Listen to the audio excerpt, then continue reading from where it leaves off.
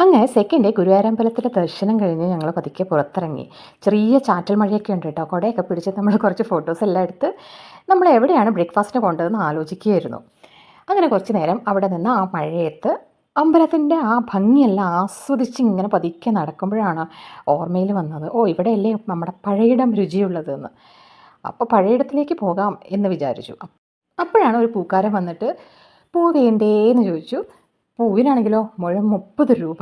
കുറച്ച് കൂടുതലാട്ടോ. ഇവിടെ അത്രയ്ക്കൊന്നുമില്ല, സീസണിൽ മാത്രമേ ചെന്നൈയിലൊക്കെ കൂടാറുള്ളൂ റേറ്റ്. അപ്പോൾ ഞാൻ വേണ്ടാന്ന് വിചാരിച്ചു. പിന്നെ ആയിക്കോട്ടെ ഒരു ഭംഗിക്ക്. അങ്ങനെ പഴയിടം രുചിയിലേക്ക് അവിടുന്ന് അമ്പലത്തിൻ്റെ ഗേറ്റിൽ നിന്ന് നേരെ റോഡ് ക്രോസ് ചെയ്താൽ പഴയിടം രുചിയാണ് കേട്ടോ. നേരെ അങ്ങോട്ടേക്ക് ക്രോസ് ചെയ്ത് നടന്നു. നേരിയ ചാറ്റൽ മഴയും തണുപ്പും കാറ്റും ആ കുളിർക്കാറ്റും എന്തൊരു സുഖമാണെന്നറിയാം ഈ അമ്പലം നടയിലൂടെ ഇങ്ങനെ നടക്കാൻ വേണ്ടിയിട്ട്. മടുക്കുന്നതേയില്ല എത്ര നടന്നാലും.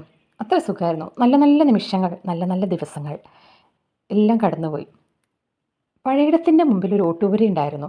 അപ്പോൾ അങ്ങോട്ടേക്കാണോ കയറേണ്ടത് എന്നൊരു കൺഫ്യൂഷൻ വന്നു. ഞാൻ ശ്രീയോട് ചോദിച്ചു എങ്ങോട്ടാണ് കയറേണ്ടതെന്ന്. അപ്പോൾ റൈറ്റ് സൈഡിൽ ഐ ലവ് പഴയിടം എന്ന് എഴുതിയിട്ടുണ്ട്. അങ്ങോട്ടേക്ക് കയറാനാണ് ശ്രീ പറഞ്ഞു തരുന്നത്.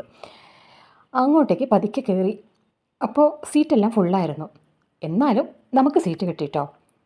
നല്ല ഫേമസ് ആയിട്ടുള്ള ഒരു റെസ്റ്റോറൻറ്റ് ആയതുകൊണ്ടായിരിക്കാം അവിടെ വരുന്നവർ മിക്കവരും പഴയിടം തേടി ഇങ്ങോട്ടേക്കാണ് വരുന്നത്.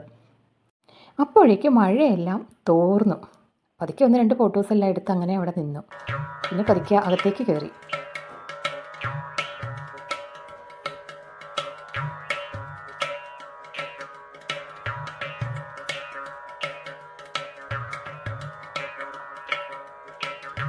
ഫസ്റ്റ് തന്നെ ഞാൻ ഓർഡർ ചെയ്തത് കോഫിയാണ്. ആ മഴയത്ത് ആദ്യം തന്നെ നല്ല ചൂട് കോഫി കുടിക്കാൻ തോന്നി. ഞാനും ശ്രീയും കൂടെ തമാശയെല്ലാം പറഞ്ഞ് അങ്ങനെ ഇരിക്കുകയായിരുന്നു. കോഫി ആറ്റിയെല്ലാം കുടിച്ചു വന്നപ്പോഴോ പാല് ചെറുതായിട്ട് അടിപ്പിടിച്ച ഒരു മണം ഉണ്ടായിരുന്നു. അവരോടത് പറഞ്ഞു. അവർ വേഗം അത് മാറ്റി തന്നു കേട്ടോ. പിന്നെ ദോശ, മസാല ദോശയായിരുന്നു ആദ്യം തന്നെ ഓർഡർ ചെയ്തത്. നല്ല ഫില്ലിംഗ് ആയിരുന്നു, സാമ്പാർ ചട്നിയെല്ലാം.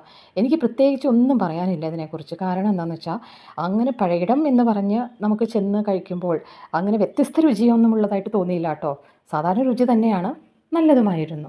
പ്രത്യേകിച്ച് പറയാനൊന്നുമില്ല എന്നാണ് ഞാൻ ഉദ്ദേശിച്ചത്. മഴ തോർന്നതുകൊണ്ട് ഒന്നുകൂടെ ഫോട്ടോയും വീഡിയോസും എല്ലാം എടുത്തു.